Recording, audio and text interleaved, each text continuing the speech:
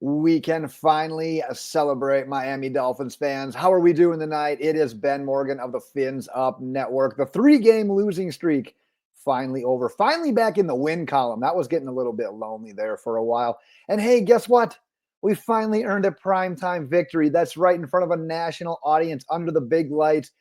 Finally did it by going on the road, of all things, as well. The West Coast trip, taking care of business in LA against the Rams, 23-15. Dolphins fans, we've got a lot to get to, a lot to break down. Before we jump into tonight's action, though, I want to hear from you. Your thoughts on that game, that Dolphins victory, who's getting your game ball. I will discuss mine at the end. Let's hear your thoughts on everything that shook out on Monday night in the comments. If you haven't gotten subscribed yet, make sure you are doing that as well. But Dolphins fans, we have got to start with the defense tonight. Man, I tell you what, they held Matt Stafford and this Rams offense. We talked about Cooper Kupp, Puka, Nacua being back. Kept them out of the end zone. We did give up 5 field goals, but you keep an NFL team out of the end zone, you are doing something right. Huge bounce back performance after the defense, basically shouldered the losses over the last 2 weeks for this Dolphins team. Matt Stafford goes for 293, but guess what? That's on 46 attempts. Our run defense held Kyren Williams 1 out of the end zone. He had 10 touchdowns going into the night? No touchdowns for him. They run for just 70 yards on the night, under 4 yards per carry. We talked about Nacua. We talked about Kupp. They combined for 16 catches for 178 yards. Yeah, solid numbers, but like we said, we talked about those two not having those back-breaking plays, not piling up a bunch of chunk yardage plays. Now, they did sprinkle in a couple here and there, but they weren't those terrible, like you get a few in a row back-breaking plays that lead to touchdown drives. We didn't give up any of that stuff. We sacked Matt Stafford 4 times. We talked about a team that's been struggling to get pressure on quarterbacks, especially when we haven't been blitzing. Well, we sack him 4 times, and guess what? The timing of those sacks? They couldn't have come at better times. Chop sack ends the Rams' second drive of the night. We talk about his speed. He basically took a step fake outside, used the speed to the inside, which we haven't seen as much of. He gets home easily against Stafford. So we had chop sack. Quinton Bell's sack came just before the end of the second half, basically forced the Rams to call their final timeout. They still ended up getting a field goal on that drive, but Quinton Bell's sack, talk about the timing, essentially took going for a touchdown out of the equation. Basically said, you know what, we're getting a field goal or nothing at this point in time. Jevon Holland sack, his sack comes on a third down blitz.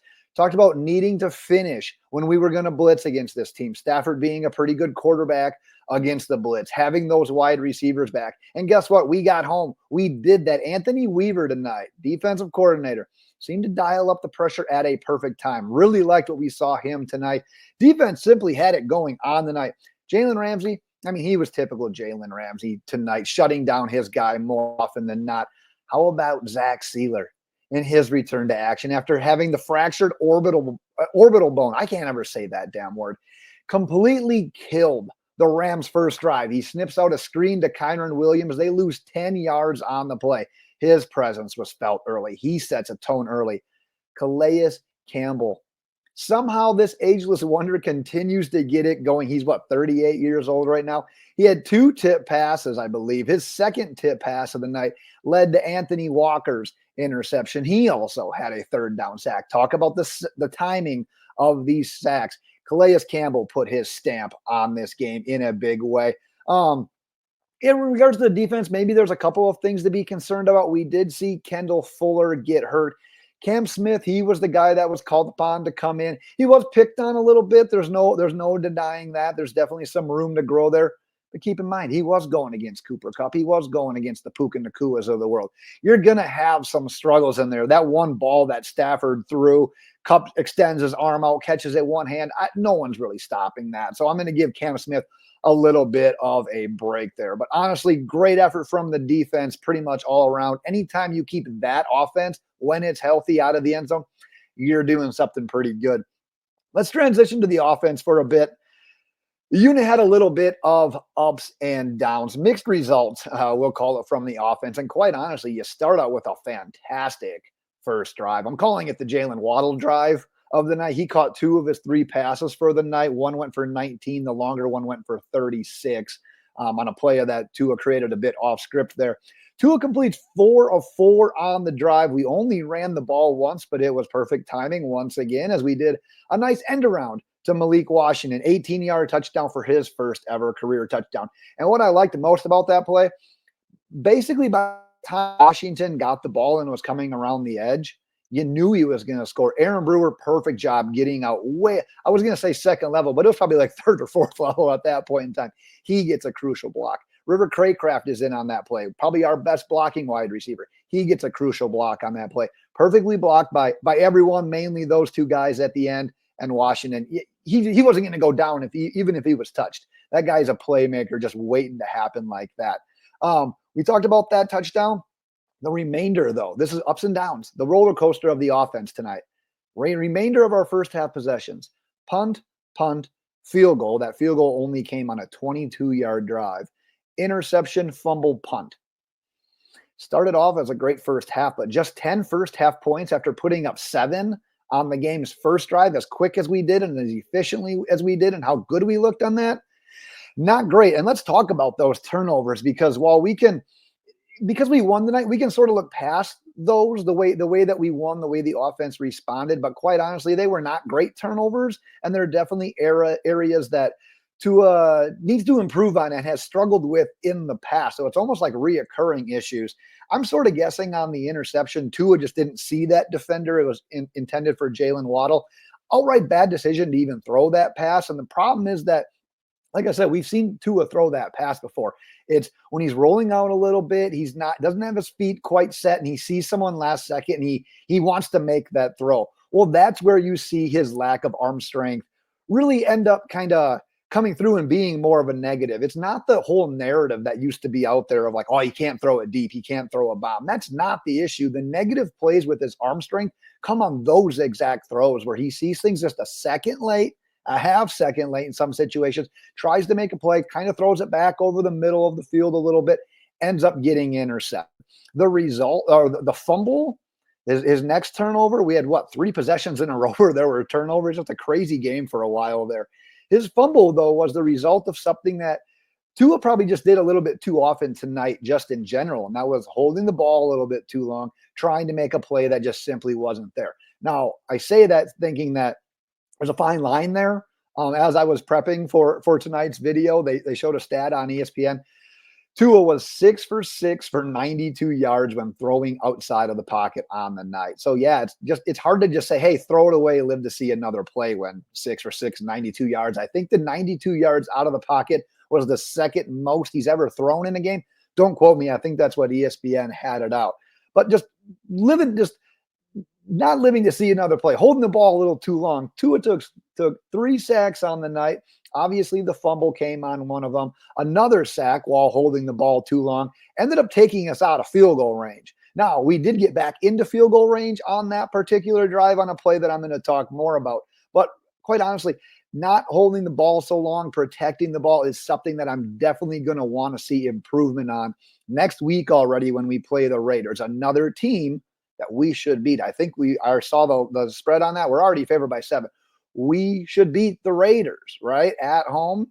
But that's something that we need to improve on already in that game. But like I said, there's definitely some positive takeaways from the offense and from Tua as well. I talked about the Waddle drive. How about the Jonnu Smith drive? We're up 10-6. We get a 6-play, 53-yard drive. Ends in a 1-yard touchdown pass to Tyreek Hill. That puts us up 17-6.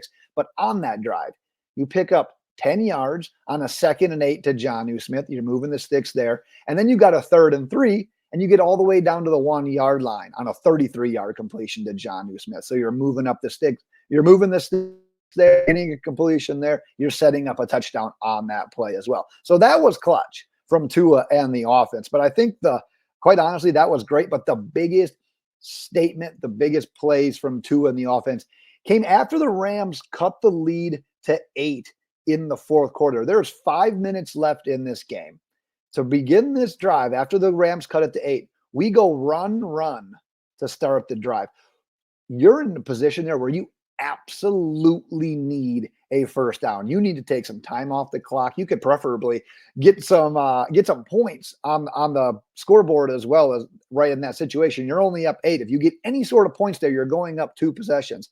Well, what? It's 3rd and 5 in that situation. Tua once again creates off script, hits Odell Beckham Jr. on a ball where when Tua released the pass, Odell wasn't even looking. I was surprised to see that it was Odell that caught that ball. Just the lack of chemistry that they probably have in timing of everything. That's probably a ball that I thought it would be Tyreek or Waddle, the way that it was thrown. But it was good to see Odell be able to make that play off script with Tua as well. But what does that do? Gives us the first down. It keeps the clock moving. And what do we do on the very next play? Rams probably think we're going to run the ball there. We don't. We essentially get into field goal range, and a long field goal at that point in time. But we get a 17-yard completion to Malik Washington, making another impact play on this game on a ball that is absolutely delivered, thrown perfectly between the layers of the defense. If you watch that back, it's just missing fingers perfectly to Malik Washington. But once again, chains move, clock runs. Now, that drive does eventually stall out. We throw a screen to Tyreek. We cannot pick up a first on that play. But we basically ran the clock down to 2 minutes and some change left, and you make the field goal that makes it a 2-possession game. Like I said, the offense needed to put the game on ice there, and they absolutely did it. So while there were some downs, yes, there were some turnovers, there were some good moments from this one as well. Let's talk about something else that caught my eye.